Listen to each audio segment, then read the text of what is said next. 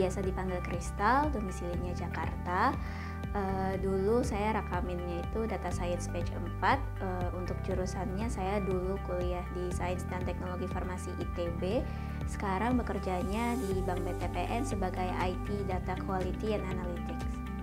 Halangannya yang paling utama ya root cause-nya ya tentu aja karena jurusan saya yang sangat tidak relevan, yaitu farmasi.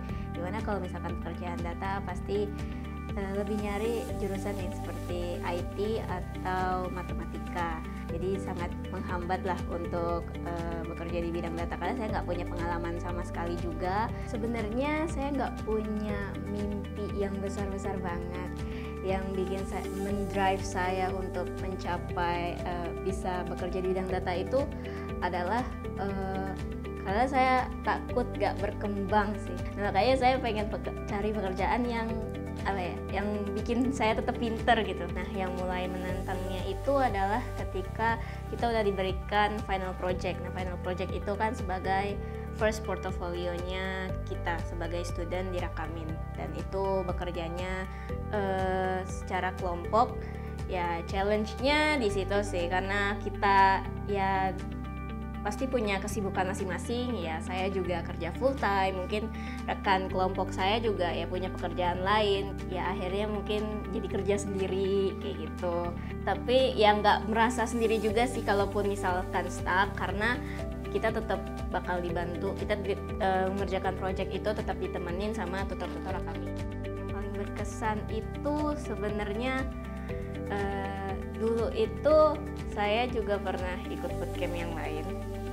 Jadi yang menarik itu adalah ketika saya ikut bootcamp di Rakamin, saya menemukan suatu insight. Gak semua orang itu bisa jadi tutor yang baik. Karena waktu itu saya pernah ikut bootcamp yang lain dan tutornya itu saya nggak bisa ikutin kelasnya dia, karena mungkin dia terlalu pintar tapi dia nggak bisa men-convey lessonnya itu dengan bahasa yang lebih sederhana buat yang beginner. Nah, tapi kalau di Rakamin ini tutornya itu benar-benar beginner friendly, jadi saya bisa ikutin lessonnya dari mereka.